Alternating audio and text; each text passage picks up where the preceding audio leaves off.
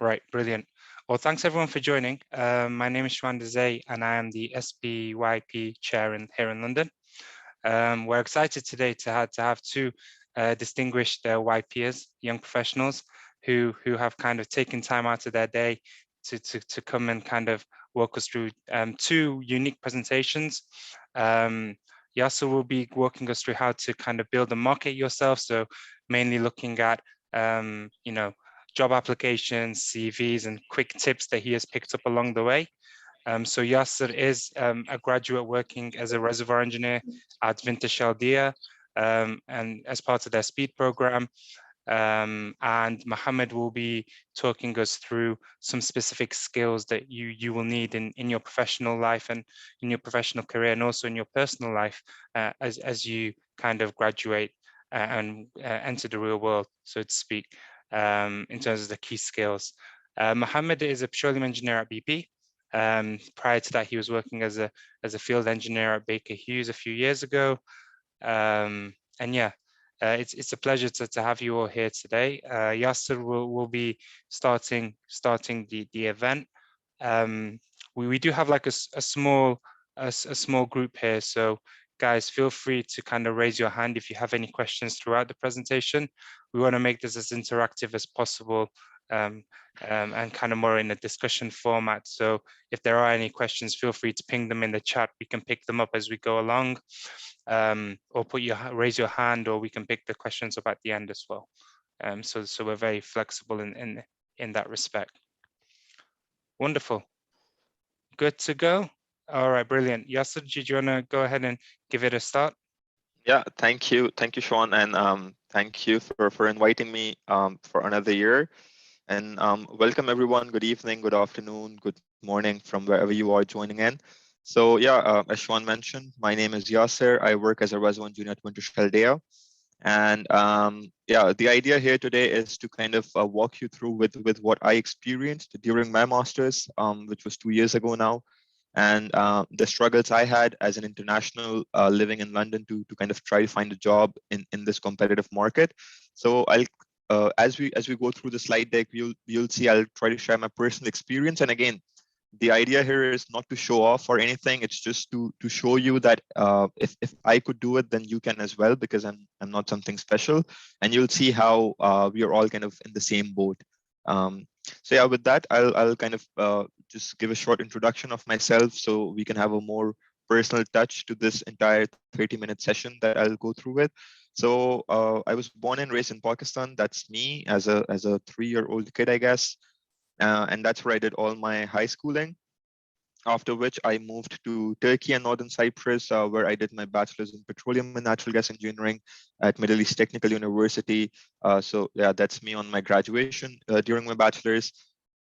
During my time in Turkey, I also went to Poland for the SPE East Meets West student paper contest. And I was lucky enough to win the contest.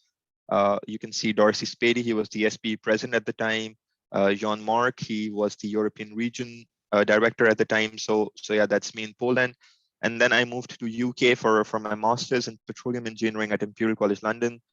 Yeah, that's me doing some geology work, which I don't understand, I guess. But yeah, and now I live in Germany. I work as a SPEED reservoir engineer at Wintershall DEA. So maybe you guys already know the SPEED program. It's a graduate program for people fresh out of university. So yeah, it all looks very rosy when you see it this way, but it's not.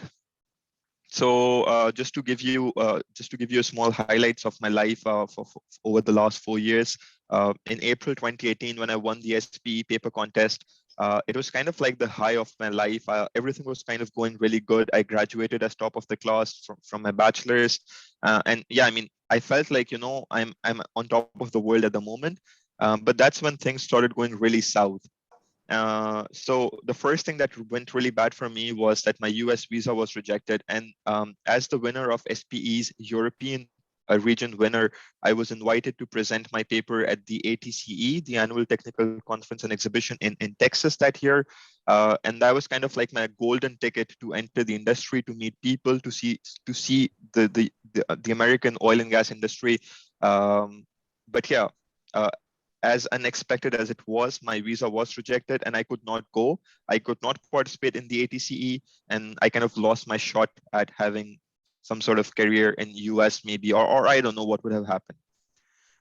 And that kind of started or kind of kick-started a long turmoil for me, because since August 18, I was unemployed.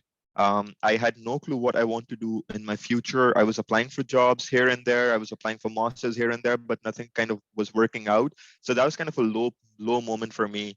But that's when, I mean, I did not give up, and that's when Commonwealth scholarship came through. So I got a scholarship to do a fully funded master's at Imperial College London, and this was again kind of like a dream come true for me to move to London and to study at one of the top universities in the world. And then I was really happy again, kind of feel like on the top of the world, everything is going great. And that's when COVID kicked in. And if you remember, in 2020, the oil prices went into negative for the first time in history. And yeah, that again kind of took us to the dark times. I had no clue what will I do with my future. I had no jobs. I had no offers or anything. I had a couple of interviews here and there, but yeah, it was not working out. And then one interview finally clicked. I got a job at Wintershall DEA, and now I'm here again, kind of like plateauing my life and hopefully kind of go up from there and not down again.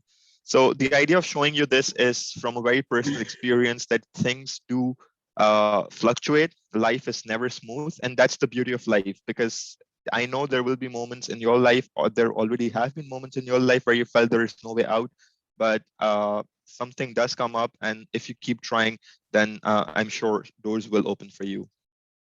So before we move into some tips and tricks, I want to tell you three things, and these are the three golden pointers, you may say.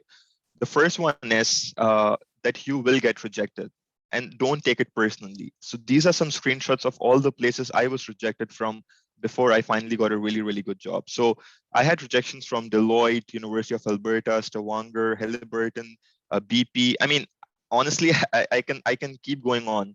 But the point is, I had 100+ rejections before I got my first job offer. And that does not mean I was doing something wrong. Yes, I was, or maybe not. But this is all a learning experience. That's the learning curve that you go through when you get rejection from a job. So take it as an opportunity to learn rather than taking it personal and getting demotivated. So that's the first golden pointer. The second thing is, and this is what I like to call the triangle of life. When we are students, we have to manage three things. And it's really hard to manage all three of them. So you would either do two of them really good and then kind of sacrifice the other one. And these three things are having a good night's sleep, having a social life, and doing good at studies. So if you're really good at studies and having a good night's sleep, then most probably you don't get a lot of time to hang out with your friends, and vice versa. So I don't need to explain this. But when you are in your penultimate year, or when you're in your last year applying for jobs, this kind of turns into a quadrant of life, because now you also have another thing, which is job applications. So as a normal human being, we're already struggling to kind of keep up with three things. And now you have the fourth thing to do. And again, I don't think there is any trick to bypass this. It's pure dedication, pure hard work. You might have to sacrifice some good night's sleep. You might have to not see your friends for a while. I remember I used to skip classes during my Imperial time just to be in the library and meet deadlines for Shell's graduate program, BP's graduate program, and so on. So yeah, this is something, I mean, you have to just take it on the face, and there is no way around it. So that's the second thing, that you need to put in extra effort. And the third thing is, and that's the harsh reality of our industry, especially oil and gas industry, that there are more graduates than the jobs available in the market. And there are several reasons for this. I mean, a lot of companies, universities now want to divest away from fossil fuels. Renewable energy is on rise. There's increased focus on CCS, hydrogen. We have been in a global pandemic for the last 2 years, and God knows for how long it goes on. And then we also have we had this economic downturn last year due to price wars. Right now, I know things look really good because of the war, which is also unfortunate. But yeah, I mean, oil and gas prices are up. Maybe companies are now looking more into projects. But again, this does not change the fact that companies are not hiring as many graduates are graduating from the university. During my year, I was maybe the first or second person to have a graduate position. And that kind of shows how bad things were at the time. So with that, keeping those three things in mind, I will then walk you really quickly through the things I did to finally end up with a good job, and hopefully will also help you in kind of scoring a good job, I guess. So the first thing is to make a list of companies you are really interested in and want to apply for. And this is a real example. If you want, I can share this Excel sheet with you as well. This is the list I made when I was doing my job applications, and you can see all the big names here: BP, Shell, Total, Schlumberger, JP, I mean, everything. And then I also kind of made a list of what position, what program I'm applying for, what kind of company is this, and then also the status I have. So you can see most of them is rejected after application or after an interview or something like this. One company stayed green throughout, which was Wintershall. The last time I updated this sheet was when I was in the final round. And then when I got my offer, I never opened this Excel sheet again, thankfully. So yeah, it's still green and it still says in the final round. And the reason why you need to make a list of companies is because it kind of clears your focus on what you're trying to achieve. It kind of gives you the goal that you're trying to achieve. You know the company, you know the program, then you can kind of narrow down your research onto for your CV and your cover letter and so on. The second thing that everyone must do, and a lot of people don't do it, even myself, I was not doing it before I came to Imperial. And as you can see, I got this from Imperial College London Career Services. So that is to make a master CV. And what I mean by a master CV is, I know there's a lot of fuss around having a one-page CV and a two-page CV, and we're not talking about the one pages or two pages that you will use to apply.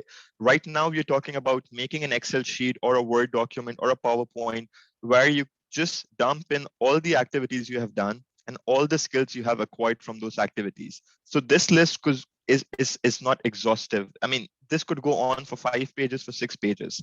So just to give you an example, you did an MSci in geology, and the skills you got from there were critical thinking, verbal communication, time management, organization, and then you kind of write the evidence down. So what made you get these skills from this MSci? So you can add your field trips, you can add your internships, you can add your volunteer works, everything you feel like you have done and has added value or a skill set to your personality, put it in there. One thing you need to know is that the purpose of a CV is not to get you an interview. It's not to get you a job, but to get you an interview. And again, this is a misconception people have, that if I have a good CV, I'll get a job. No, if you have a good CV, you'll get an interview. And then it's on you how well you perform in the interview to kind of turn it into a job offer. So to give you an example, I mean, once you're done with your master CV, I kind of skipped this thought. So one other reason for making a master CV is that once you make this, once you have this collection of achievements or of activities you've done in life, you can then kind of tailor it down to a proper CV. So this is just think of this as a storage, and then whenever you need something, you go in there, you pick it out, you put it onto your CV. Then we come to how you make a good one-pager or a two-pager CV. Because when you apply for a job, you're not going to apply with that PowerPoint document or Excel sheet. You will obviously turn it into an A4 size, one-page CV or a two-page CV. And again, that's a debate. I mean, a lot of people in finance industry believe that a one-page CV is enough. A lot of people in technical world believe a two-page CV is enough. But I guess I would leave that to you on where you are, which country, which industry, and then kind of follow the tradition there. So now we have two examples. We have an example A and we have an example B. And yeah, I mean, ideally, I would like you to kind of compare these two, but in the interest of time, we won't do it. But if you look at them on the first look, so this is example A. You can see, I mean, yeah, you can see some gaps here and there. You can see it's not very well structured. The CV ends kind of halfway through the page. And then you have example B, which is equally spaced. It occupies all the space, you know, of both the pages. It's nicely formatted. So if I were to ask you which CV you prefer, and if you answer A, then we have a problem, right? So obviously, CV B looks much better. And the reason for that, the reason the CV looks much better is because it's nicely formatted. it's easy on the eye, and it kind of distinguishes things into different topics, into different subtopics. So it makes it really easy for the reader to kind of look at the parts he or she's more interested in. It also occupies the complete 2 pages, so it shows that the person has focused on details and kind of wants to keep everything into a very well structured manner, because this is also a skill that you're kind of portraying through your CV. How much focus you put to the detail, how organized you are in your work and your documentation. So obviously, the role of CV is to kind of list down your skills, but also it can play a role into what kind of person you are. So some tips on how to make a good CV.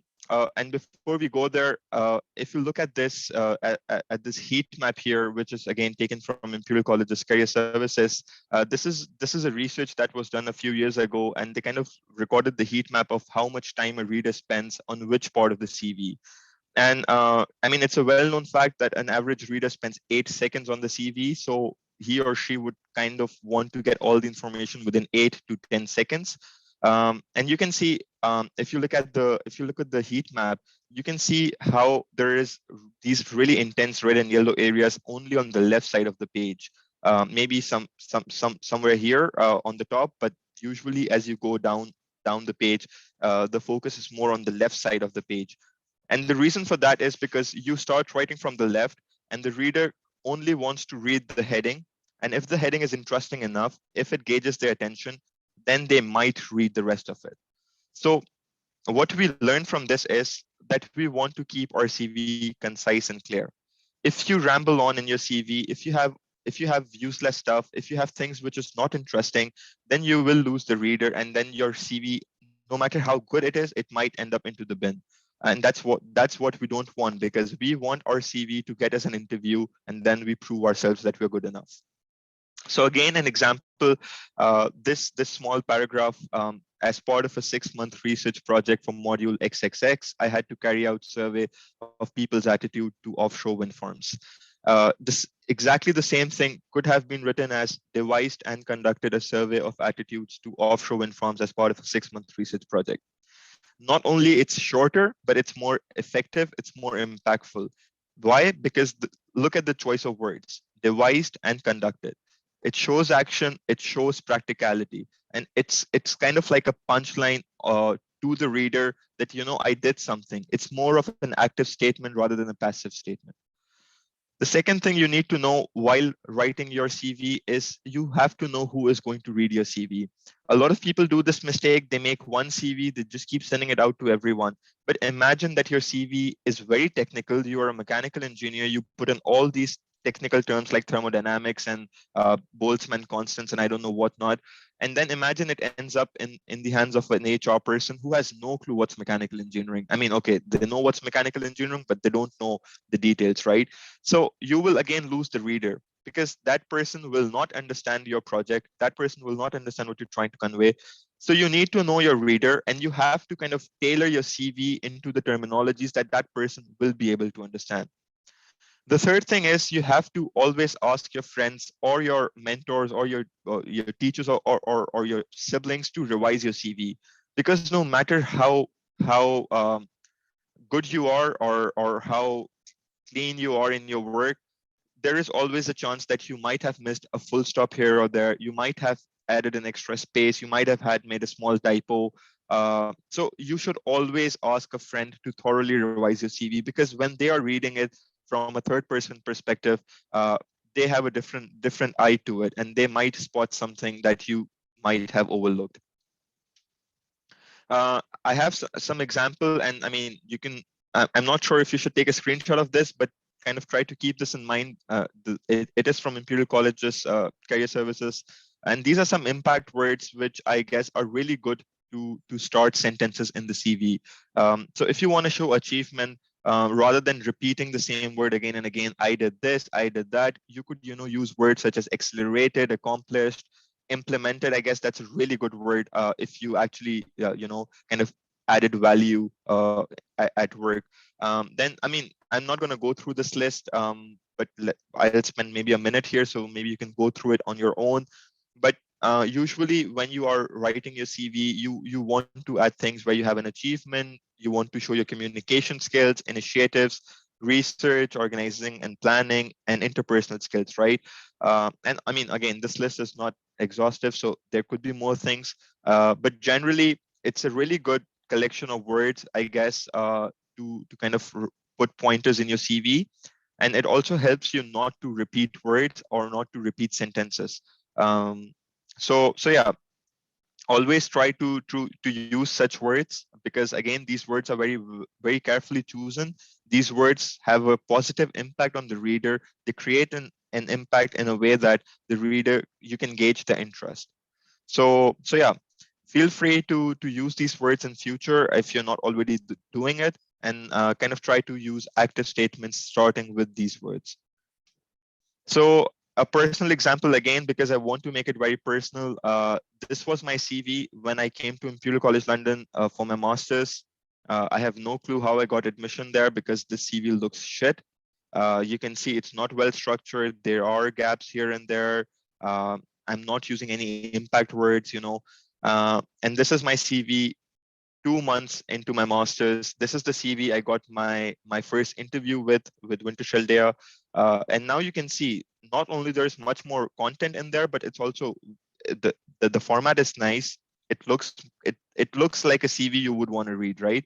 So to give you an example, I did this internship at this oil company in Pakistan, and I have this line here: departments entered in oil and gas production, blah blah blah blah blah. The same line, I then changed it to involved with daily activities of oil and gas production, including maintenance of jet pumps and so on and so forth. So you can see how just rephrasing a line using the impact words makes it look much more interesting. Then the third step, so once you have your list of companies you want to apply for, you have your master CV, the third step is to analyze the role. And again, this is something that people usually don't do. Uh, and when people read a job advert, they kind of skim through it, but they don't really go into the detail. And you need to know that these job adverts are written by professional people. They choose these words really carefully. So if you look at this example, I mean, this is an example from a job advert at Schlumberger or something.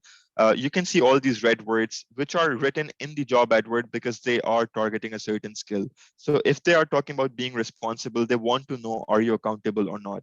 If they put words in such as determine the best practice, they want to know if you have decision-making skills or not. And so on. I mean, you can see this, right? So work closely with customers. They want to see your customer service. Uh, so the thing is, the reason why these words are there, or the reason why these job adverts are worded in a way they are, is because they are trying to target people with certain skills. And unless you recognize the skills they're looking for, you will not be able to show off those skills in your CV, in your cover letter, in the interview. So this is really crucial step, because if you understand what the company is looking for, then comes the next step. That is to tailor your CV and cover letter.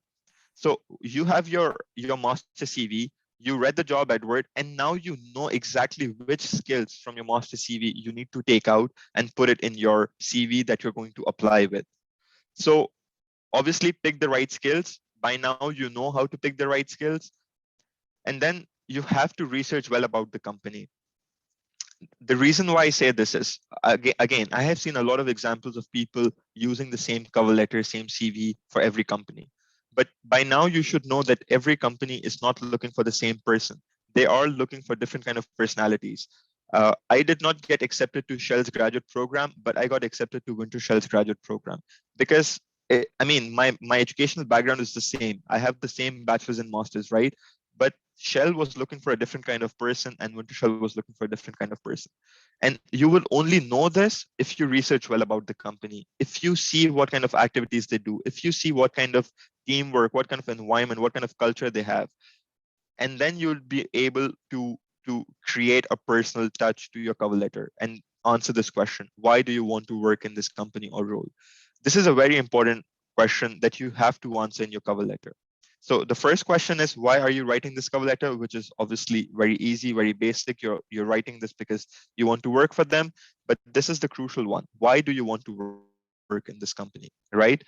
The third thing is what makes you an ideal candidate for this specific job. And this again is answered with the skills. So once you know what this job is looking for, once you know the skill set, you can then advertise yourself as to why it makes you the ideal candidate for this specific job. Then you can always in your cover letter, actually I would recommend to you to do it, is to desire your to express your desire for an interview, because that kind of shows positivity, it shows confidence. So you would like to end your cover letter with a line such as, I would like to further discuss my application with you in the interview. um, you can always mention things like willingness to relocate, because a lot of graduate programs out there want you to be adaptive, want you to be agile, so you should be willing to relocate. And then things like learning on the job, etc. And then obviously you finish your cover letter. So again, just to summarize this one slide, remember one thing: your CV is a list of things you have done in life, and your cover letter is called cover letter for a reason. And the reason is it kind of goes on top of your CV. It's the cover letter of your CV, and the job of your cover letter is to kind of explain why you are an ideal fit, and the reasons are mentioned in the CV. So I am an ideal fit because I have these skills. And if you want to know, or if you want the evidence of these skills, you have the CV.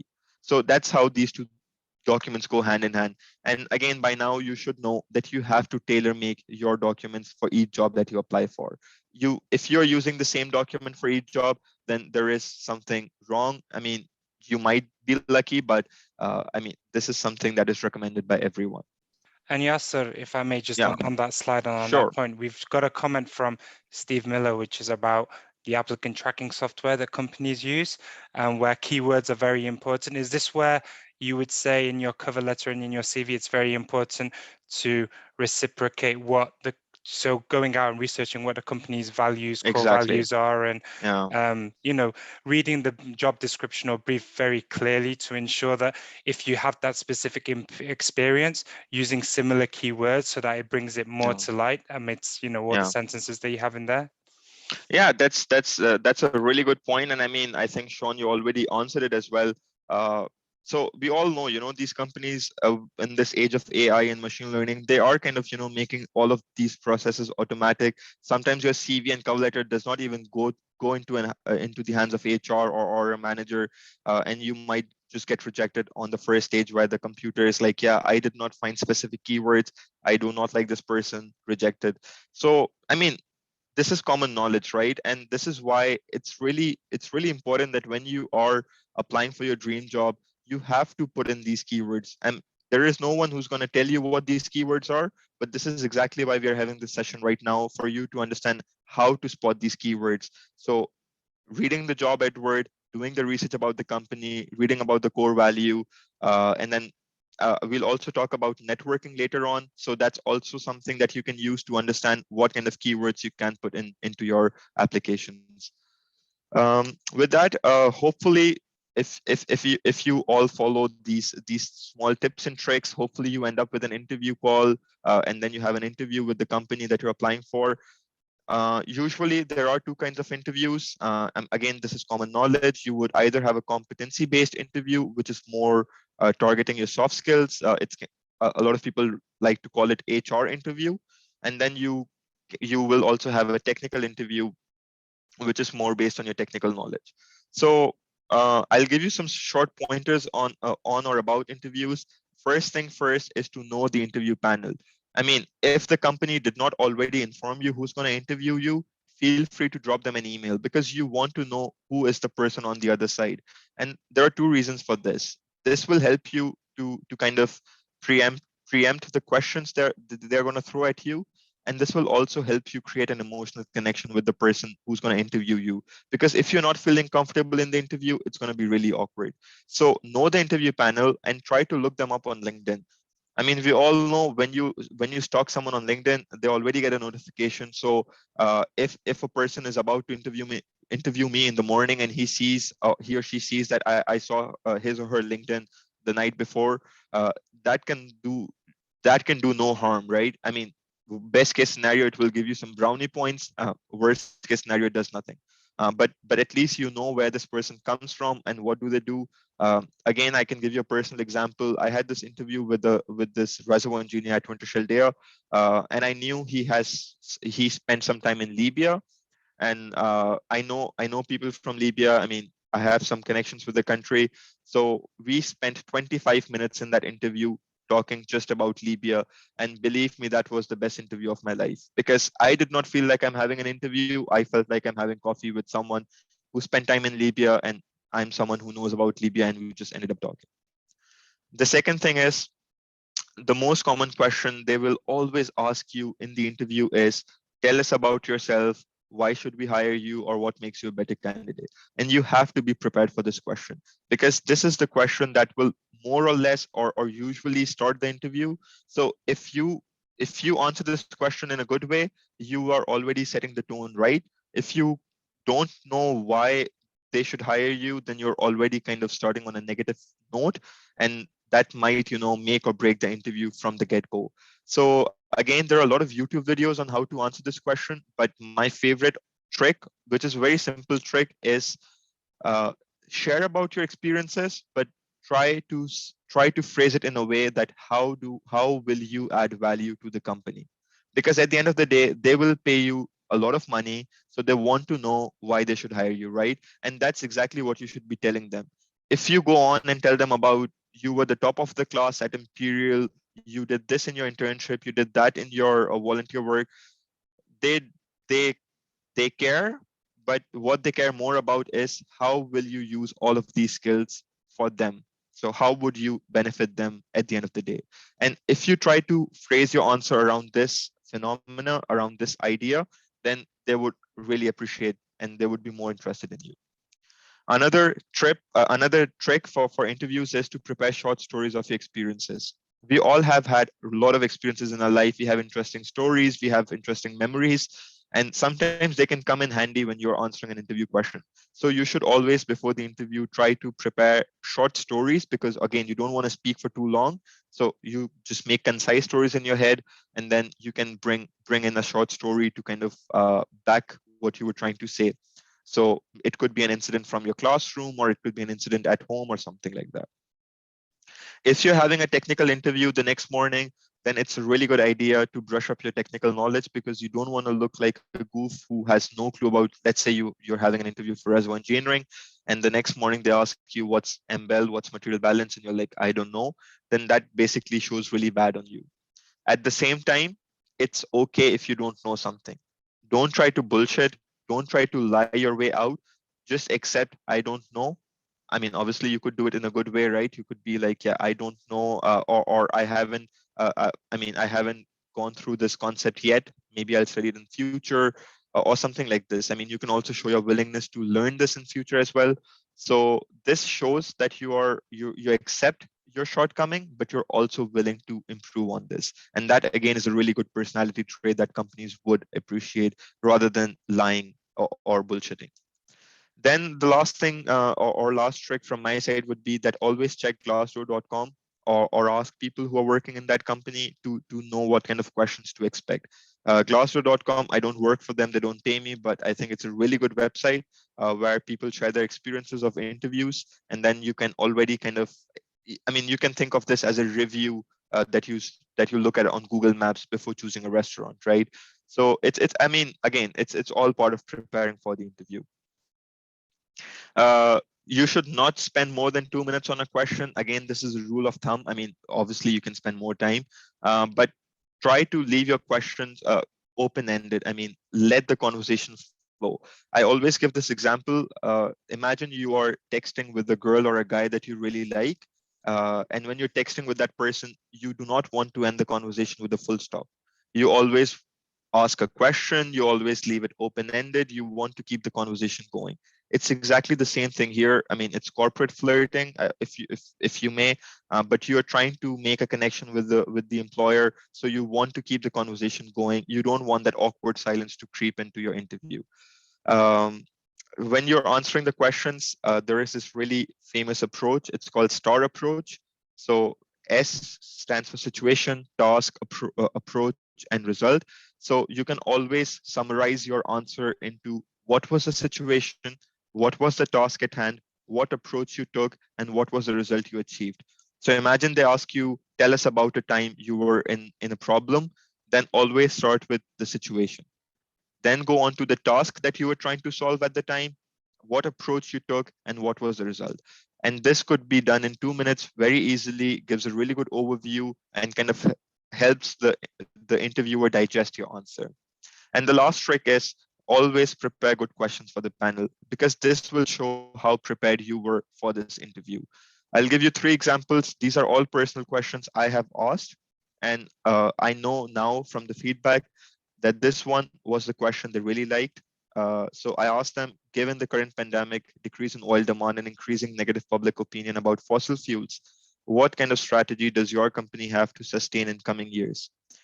It sounds like I'm challenging them, but it also shows that I know what kind of mess the company is in. I'm really careful about my future, and I'm kind of already telling them that I know what your company is into. I want to be a part of it, but I also want to know if you can provide me security in future. And they love this question because this already shows as if I'm, it kind of looks like I'm a manager in the company already. Then there are questions which you can always ask. I mean, they're not the best, but they're not bad. So how difficult is it for a new employee to settle in your company? And if you have no question to ask, I mean, you are completely blank, then you can always go with what's the next step? When will I hear back? I mean, that's the classic vintage question. But always ask a question. That's the bottom line. Again, I've already discussed a lot about getting rejections previously. And I told you, you can always learn from your rejections. You can always take it in a positive way. So feedbacks can help you a lot. If you don't get a feedback, ask for one. I mean, always ask them if you get rejected, like, could you please tell me where did I go wrong or how could I improve? And this is the rejection I got right before my Wintershall interview. And it really helped me to kind of iron out some personality traits before my final interview. So I already highlighted those things in red. So for example, they told me would have benefited from appearing more interested in other candidate. So I knew that, okay, I need to listen more and talk less. He appeared nervous to complete calculations and often deferred to other members. So again, they told me that, I was trying not to, I mean, I was trying to run away from responsibility and kind of defer to other people. So it's a learning experience for me that, okay, I have to kind of work on this in my next interview. So yeah, I mean, things like this can really help you. Again, if you get a feedback, don't just delete the email or put it in an archive. Read it, try to skim through it, try to see, highlight the things that they talked about your personality and how you can improve on them. I guess this is the last thing I'm going to talk about, which is networking. And I know for last 2 years or more than 2 years now, we have been in COVID times where these kind of networking events are not taking place. There are a lot of Zoom events, a lot of Teams events happening with SPE, with your universities. Try to attend these events and try to talk to these people who are already working in the industry, because there is no better learning than experience. There is no better learning than what people have already gone through in terms of failures. And there is no better learning about a company from someone who already works there. So now that I work at Wintershall DEA, and if someone asks me what kind of people are they looking for, I have a much better answer, because I work here, I'm part of the culture, and I know what's going on here, right? And this kind of valuable information, you won't find it on internet, you won't find it on Glassdoor. You can only find it by talking to people in these kind of events. So I'll give you again a personal example. We had this event at Imperial when I was there before COVID. Perenco gave a talk, and Perenco at the time was operating Witch Farm. I think they're still operating Witch Farm. It's an oil field in UK. And right after the event, I had a really great chat with one of their production managers. So I came back, I wrote them an email. You can see, I mean, I'm not going to read it right now. But the line which is important is that on a brief conversation, you said you were looking to be based in London. Is that the case? And what this shows is that this person was really interested in what we talked about.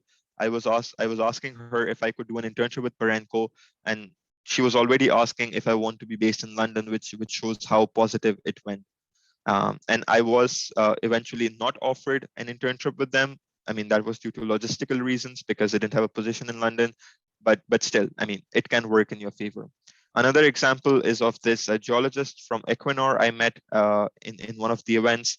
And again, I asked him about for an internship, and I'm not going to show you his message because it's confidential. But again, I was able to kind of get some sort of offer with Equinor for a possible internship. So the point here is that these kind of networking events can really help you. And then if you try to approach these people in a nice way, you introduce yourself, it can work wonders for you.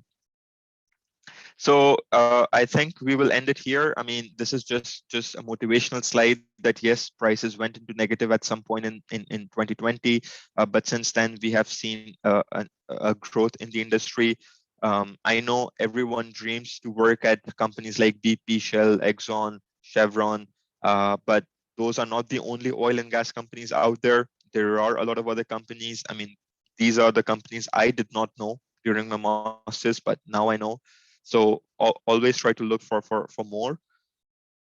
And if you feel like oil and gas is not working out for you, if you feel like yeah, you need to do something else, then don't hesitate. There are a lot of options where you can go with your current bachelor's or master's if it's in petroleum engineering, which I'm not sure if everyone here is from petroleum engineering background. But yeah, you could always choose other options, but I'm not going to go into detail. So this is my favorite quotation, which I would like to end on. A lot of people, tell you that you were lucky that you got a job or something along those lines. But I really love this line, which says that luck is when preparation meets an opportunity. So yes, luck plays a role, I guess, but you have to be prepared to take it when the opportunity shows up. And that is why we are talking about how to make a good CV, how to make a good cover letter, how to do well in interviews. Because if you're not prepared, then you might be lucky to have Shell sitting in front of you, but you might not get the job. So that's it from my side. I would love if you guys have any questions or if you're up for any discussions. I'm not sure, Sean, maybe we do questions afterwards. Yeah, I think that might be better. Yeah, so no, really Yeah. great. Thank you for that. I think if we go into the next presentation with Abbas, and then guys, if you have any questions, feel free to drop them in the chat or write them down, and we can cover them all for Yasir's presentation, also for Abbas's towards the end. Brilliant. Over to you, Abbas.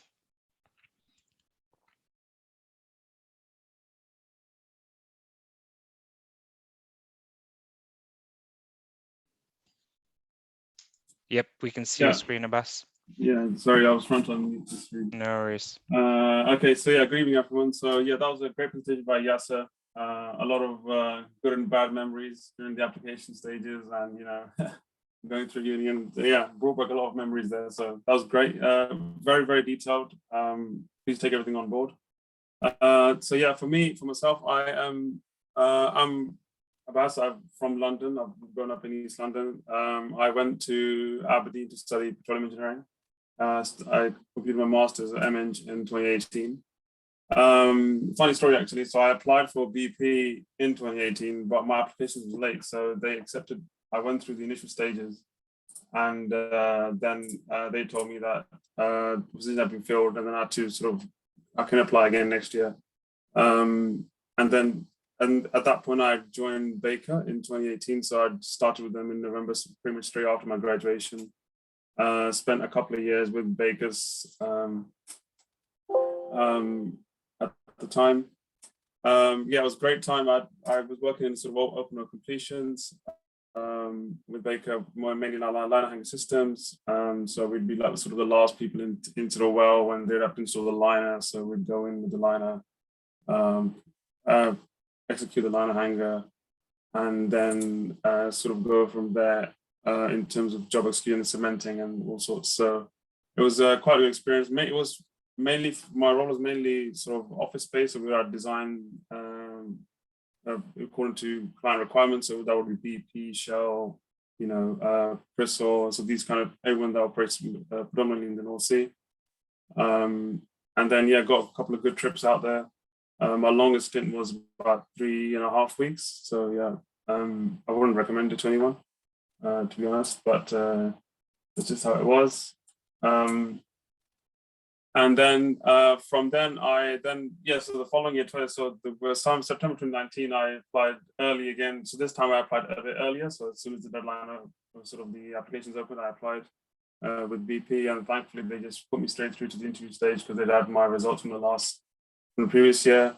And I joined during COVID, in fact. So I had my offer in sort of January 2020. COVID had hit, so March 2020, everything went into lockdown, everything was up in the air. It was a bit of a nerve-wracking time because they wouldn't confirm or deny what would happen with us. If we had offers, would they rescind it or would they keep it? So thankfully they did, they were very kind. And I joined the team in September. So I've been working for 1.5 years in Iraq with a group, with a team that we call Revealer Support Team. So it includes reservoir engineers, petroleum engineers, some work long-term, some work short-term. So mine's a more day-to-day role. We're looking at workovers, surveillance. It could be post-job analysis, projects like digitization projects. So I would look at, there's one project I was working on to do with injectors and predicting, using sort of a model to predict when the injector would require tubing change out. Anticipating corrosion, for example.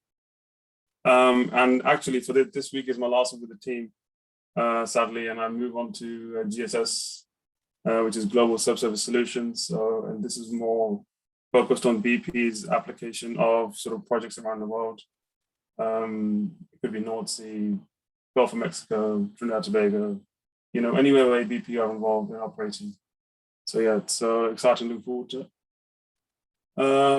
So for this presentation, I'm just going to take you through sort of the 8 key skills that you require or you should focus on as graduates or young professionals going into sort of a professional environment.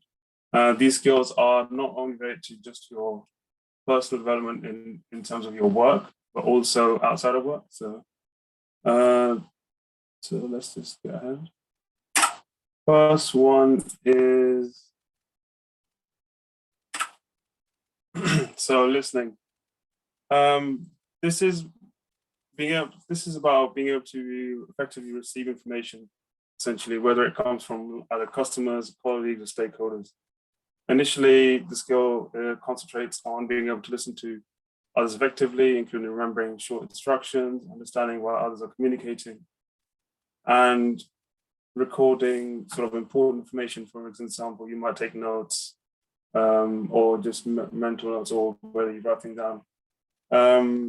You also sort of focus on and demonstrate that you're listening effectively. This could be the body language that you show to people when you're sort of interacting with them, or open questions, summarizing, rephrasing.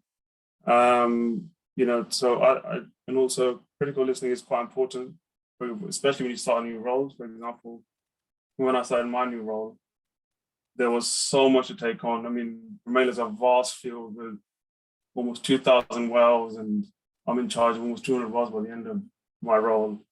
And they're drilling more and stuff. So you have to be able to listen very effectively, take notes, make sure you're taking everything on board. It's very, very important that you actively ask questions and listen, and actively listen. Show that you are, show interest in it, because it tells the person that's speaking to you that you are sort of committed. So it can be very important. Next is speaking. So, believe it or not, this is probably my weakest skill. Here I am presenting in front of a number of people, but this is something I actually struggle on. Sometimes communication isn't my strongest point, especially in terms of presenting, but really, really is one of the most important aspects out of all the essential skills that you'll see here. You have to communicate effectively, be mindful whether you are talking to customers, whether you're colleagues, it could be stakeholders, environment you're in. You must be able to adapt. It all changes as you go. It changes from individual to individual, if you're speaking to one-to-one, or if it's a group you're speaking to. You have to be effective in making sort of logical points, make listeners think about what you are trying to talk about. So it could be a certain kind of a body language or a tone that you use, or gestures that you use, maybe. And also I think the key when speaking is you have to be able to engage the audience. So give them some facts, some scenarios, some examples of what, for example, I am now speaking to you. So I'm giving you, this is something that I use me presenting here to train myself to present, at work, for example. So it gives me more practice, gives more confidence to be able to speak in front of a bigger audience. And yeah, you will meet people in person, sort of senior leadership. For example, I'll meet my discipline manager for the whole of BP for petroleum engineers. Next week I meet him in person. So I have to have some confidence, my body language is correct, show that I'm professional, So it all comes down to, and it can also lead to all your networking you can help with. It's very, very important to be able to speak.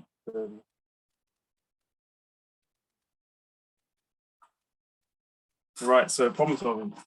For all us engineers or sort of people in tech or sort of technical roles or STEM roles that you're looking to apply to or go into or studying, I think this is a no-brainer, really. I don't think I have to say much about this one. This comes into every aspect, really, of all you're really trying to do is solve a problem. It could be a minor one, it could be a major one, it could be any sort of thing. So it's all about having know-how. There's two things, really. Either you have the know-how or you have the experience to solve any issues that you have. You have to be able to evaluate the tasks that are in hand. Go ask questions, ask colleagues, ask your friends.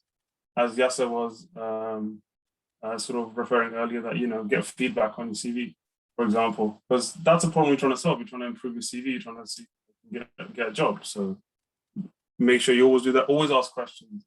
The one thing I never shy away from is asking questions, because I don't think any question is a stupid question, even if it's a small one. So make sure you have that insert in you. To always have the confidence to ask questions, and then it's on the person who's receiving it to respond to you and however it's taking on board. It also, I don't want to say too much, because I feel like, complex solutions, you have to find there's going to be some analysis, some logical reasoning, some hypotheses, and you're just trying to come with creative ideas to solve the issues that are. So, I think I'll leave it there. Before I move on, actually. So, for example, there was a well that I was dealing with recently that had some production issues, and the well, so we just installed we just did a workover, and the well had shut in. And obviously then you're trying to work out, was it unexpected water cut? Was it a mechanical physical issue where, its tubing had failed? Or so you sort of look at all these different scenarios you come up with, and you try and solve them, you just knock them off one by one, try and solve them. So it's very important to sort of consider all aspects and make sure that you are very logical about it, and you sort of tick off what you think is and isn't, and then just carry on. And that's eventually you will get to a conclusion. And I'm sure you guys are all smart enough to do that with any problems that you guys face. Creativity. This kind of coincides with problem solving. You may think that we are all boring nerds and we don't have a creative mind, and we don't, it's not, creativity is not just about sort of drawing and, or having some kind of art in you. It's also about idea generation, and how you can, if you are, sometimes you are going to face problems which you can use experience to solve. You may have seen them in the past, or your team may have seen in the past. And you may learn from more senior sort of members of the team. And sometimes you don't see problem ever before. And that's where your creativity comes in. That's where your imagination goes, and you try and generate ideas. and then you just sort of build on the different ideas, get feedback, questioning, considering different perspectives, and then and then finally you get support from others to try and innovate, use some tools they may use, maybe through coaching. So, you know, you have to sort of, and even that, and that could be in part of your life as well. In your life, you may face an issue that you've not faced before, and you have to, for example, you have to try and come up with something new. I can give you a great example on this one. So the project I was talking about earlier about injectors, where we were seeing wells that were seeing sort of shallow tubing. So shallow tubing is essentially a tubing that you inject water through, and that corrodes and stops the well water or water you're injecting to flow. And shallow means that it's broken somewhere up the well. And they are also, obviously they're trying to resolve this issue, but I had to come with sort of the idea to design a decision tree in order to help us predict how much water we can inject before we may or may not see corrosion, for example. So gathering data from water injection team, you know, gathering data, speaking to my colleagues with their past experiences, and, you know, then coming up with a system that we can use, which then gets implemented in the field. You know, that's something that you can come up, something like that you will come up with, I'm sure, in your lifetime.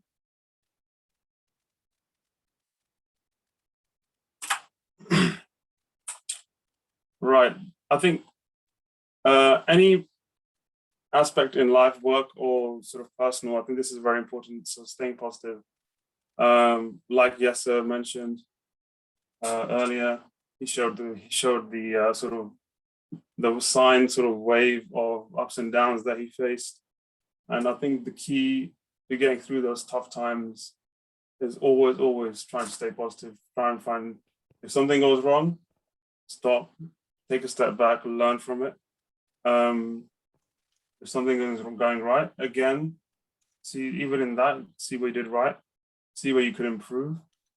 And sort of, it's not even just about staying positive around yourself, it's about other people. So other people around you could be staying, you know, feeling negative or feeling positive, and just try and understand these emotions, try and understand what people are going through.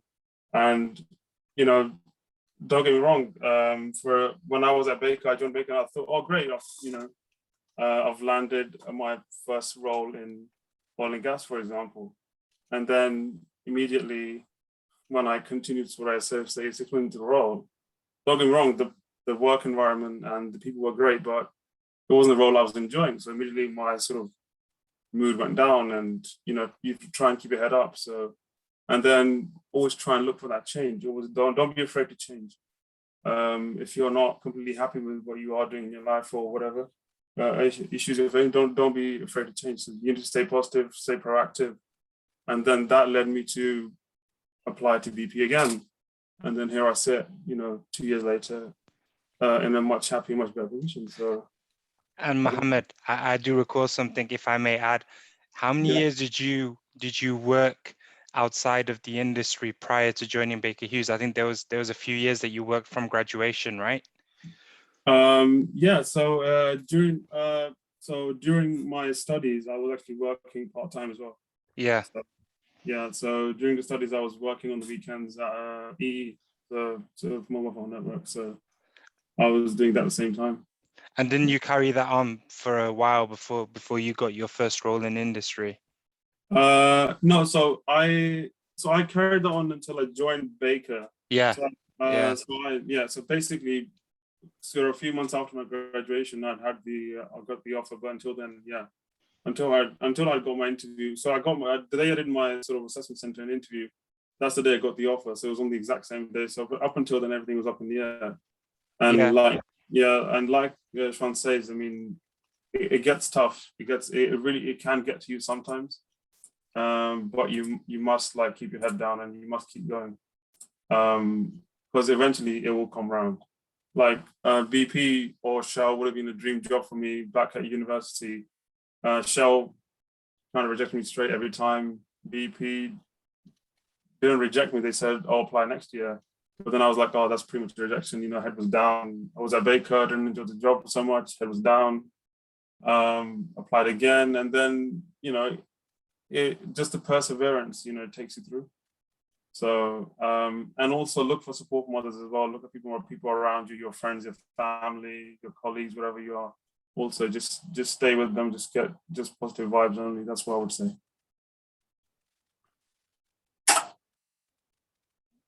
Okay.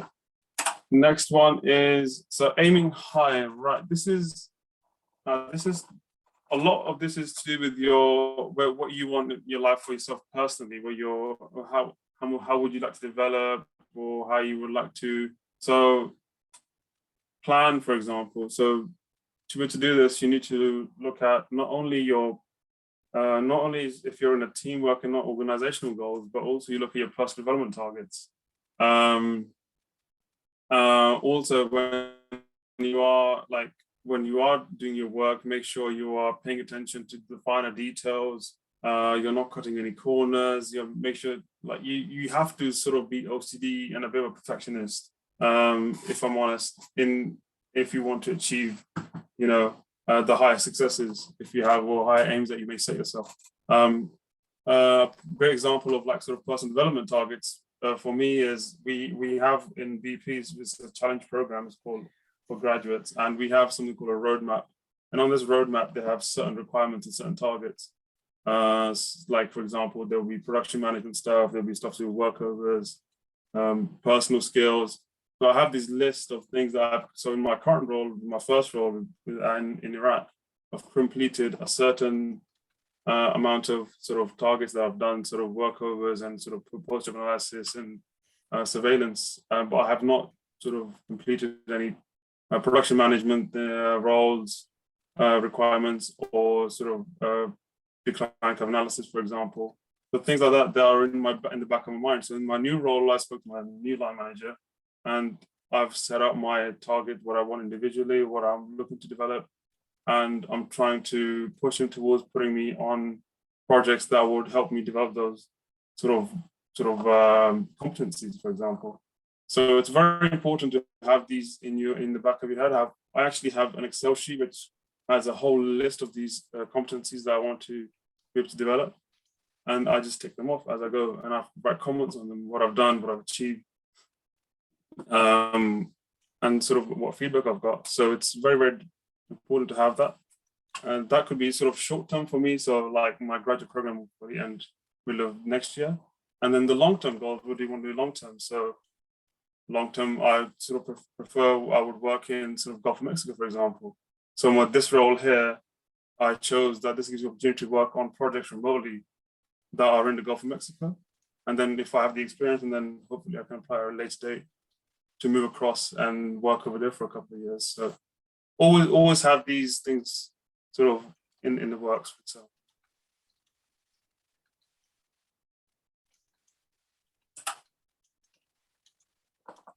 Right, leadership. Okay. So this is not only important for individuals in management positions, also like individuals that are working with peers, for example.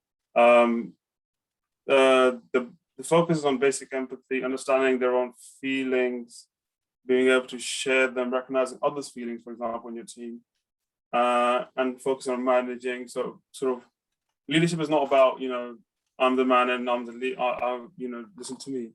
It's about how you can understand people that are around you, understand their requirements and that's skills, their strengths and weaknesses, and then being able to delegate tasks according to the strengths and weaknesses. Yeah, but well, thanks so much. I'm looking forward to work closely.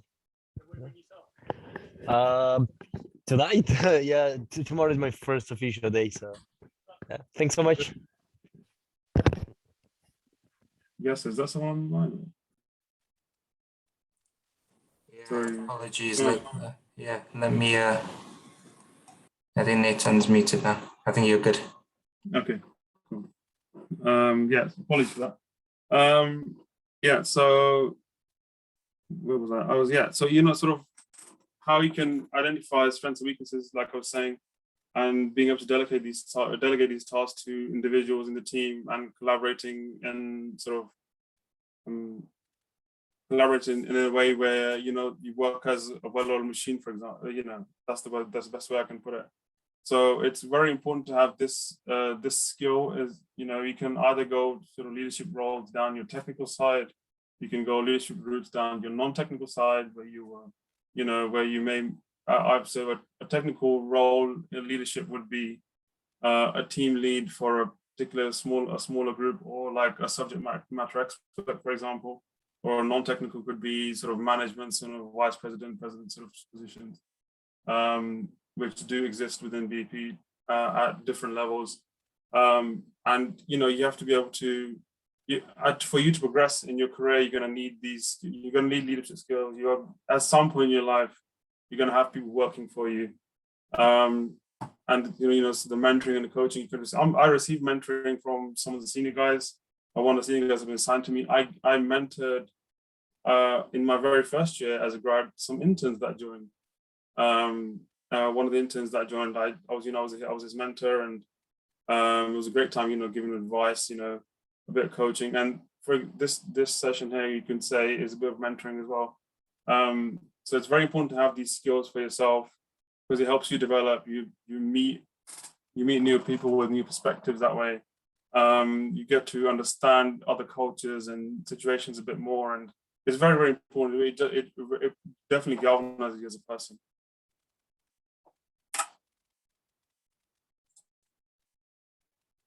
And lastly, teamwork. I mean, I cannot stress enough how important teamwork is, especially in a professional work environment. Whether they're formal teams or informal teams, there could be clients, there could be customers, there could be stakeholders. You know, it's about individuals sort of fulfilling the expectations around being positive, behaving appropriately, being timely, reliable, and, you know, taking responsibility. This also extends to sort of respecting, you know, diversity of other cultures, beliefs, and backgrounds. You know, our industry, especially in the energy or the oil and gas industry, is very, very diverse, very, very mixed, and you'll see all people from all kinds of backgrounds. In the Rumaila team, like every single individual in my team that I work with, that are the sort of base management team, which is all petroleum engineers, are all from various different backgrounds, different cultures. Then I work with an R&T, reservoir management team, that's another team we work with. So then we have to collaborate with the team in Iraq. And we have the Iraqi nationals working, we have the people that are experts in Iraq.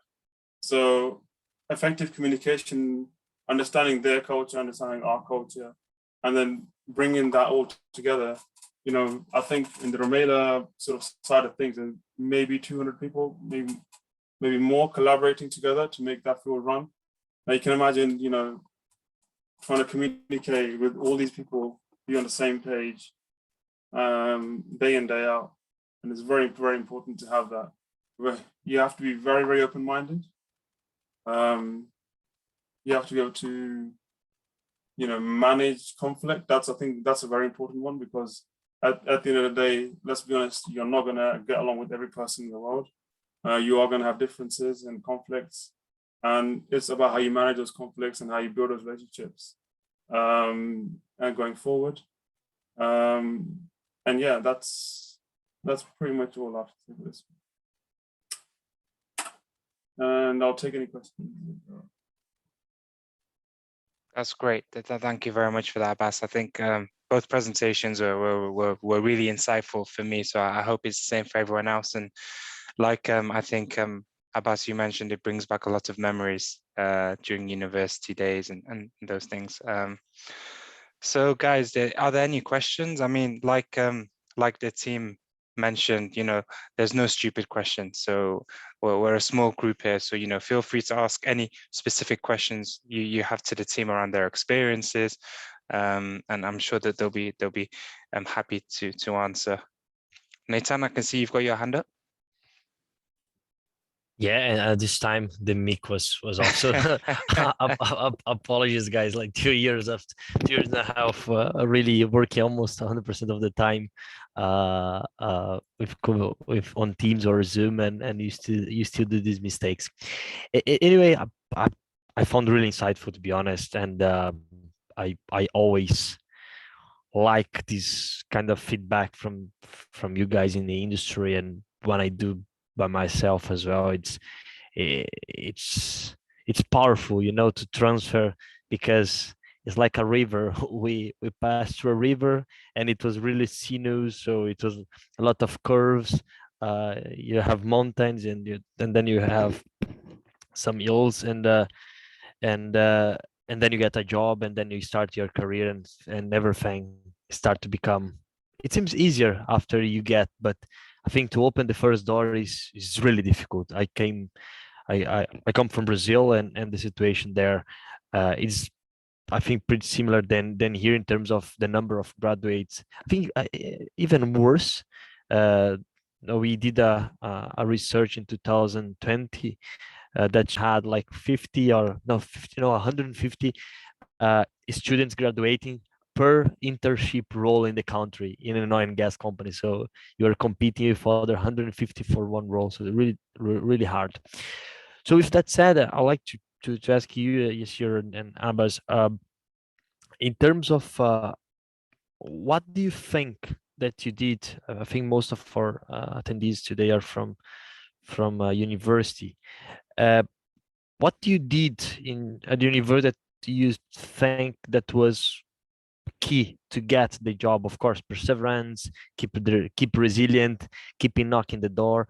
But do you think there was something like a volunteering that was important, or it was your experience working elsewhere in other industries, and that really made the difference? Do you, of course, there is no a silver bullet, but if you could define some stuff that the student should do, or to kind of bright the eyes of the recruiters and the technical team. Thanks. Okay, yeah, I mean, that's a very interesting question. I mean, I wasn't, I'm going to be clear here. I mean, I've worked for BP and that's fine, but I wasn't a bright student in my batch. For example, there were 12 petroleum engineers that graduated at all applied for BP, and I was the one that got the offer. So, like you said, there's no silver bullet. Couple of things I would say. I think there was extracurricular stuff I was doing.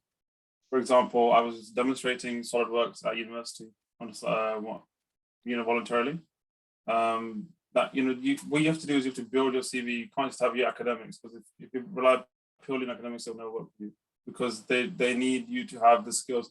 They already know that you're already going to be at a certain level that you can apply to these roles, right? Technically, you're going to be there, but they need something more than that. They need how you are, as in how you carry yourself, what extra things that you do. Can you work under pressure? Can you manage time? For example, in the BP application, when I wrote it down, long application, right? It's literally crazy, right? You everything that you've done, is there a job, whether there was a job that you were doing, was a volunteer role that you were doing, you have to explain it in a huge paragraph, and then you have to write a huge paragraph to say what skills you've gained and what knowledge you've gained. And in that, they really like, I think they really like the fact that I had a part-time job while I was studying. So there was time management stuff there, and these keywords like this that you have to think about. I think it's very, very important to just have these in your mind when you're writing applications. Just keep thinking about time management, problem solving. There was a whole thing about why you want to work with BP. You have to write a whole essay at the end of the application. So I talked about my personal project that I did, low salinity project. So which they also use in low salinity water injection. They use in the North Sea, for example. BP do use that.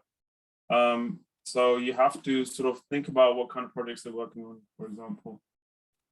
It's hard to say, right? But I think I would say the standout probably was the activities I did, extracurricular, not just my studies.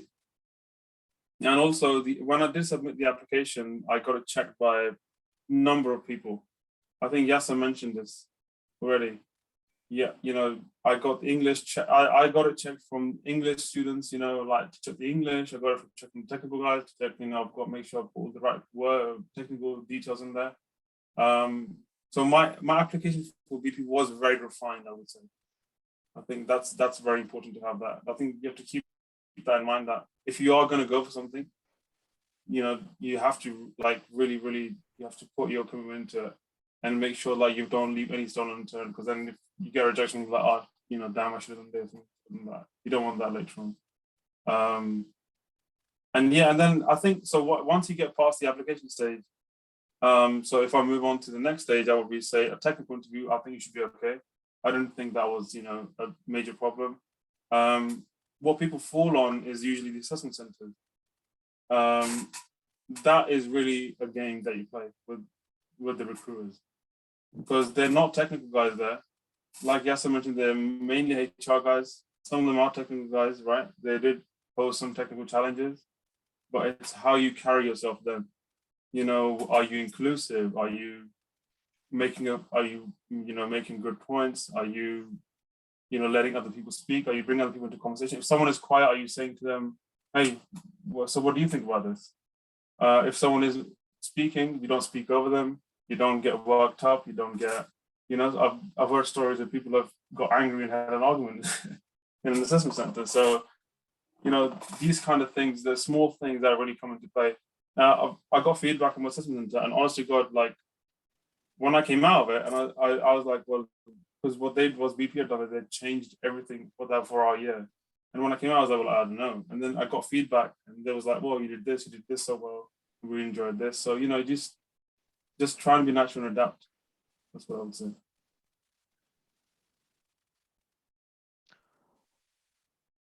Yeah, I'll just add one thing. Maybe from my side, if I look back and think about what was I doing different from other people, I would say it's being open to learn and accepting your shortcomings. Because I realized really quickly that when I went to Imperial, everyone around me was a very smart kid. So there is no point to prove who's the smartest.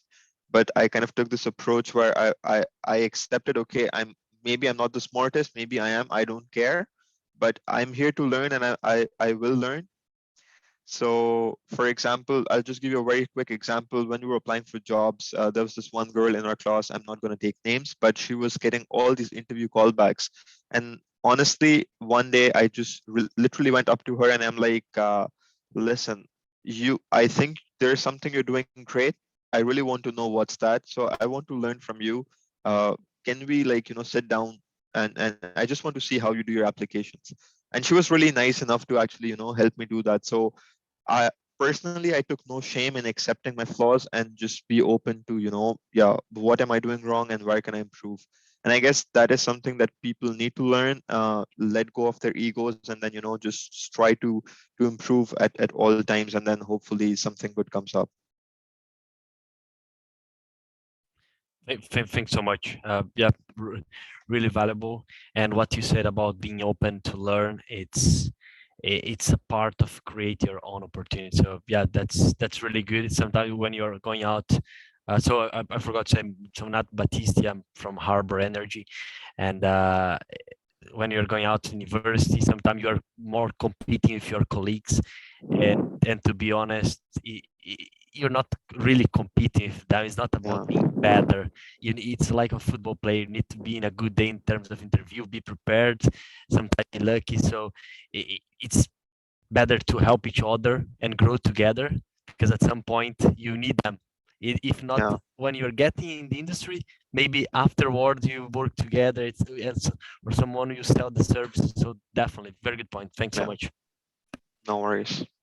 And I just, on that, Nathan, as well, something you mentioned that brought up something in my mind is the industry is very small. You will bump into people that you work with at university, and also kind of, you know, when you move from company to company. So leaving a lasting impression, I think, is also very, very, very important. You know, if you're leaving a company, ensuring you're leaving in good terms, and also from a university perspective, ensuring that, you know, you keep in close contact with your peers, because, you know, with universities like Imperial and other courses, you have people from around the world, and you never know, you know, where they're going to end up in kind of in the world, right? Whether that's at a national oil company, at an international oil company, or even at a ministerial level.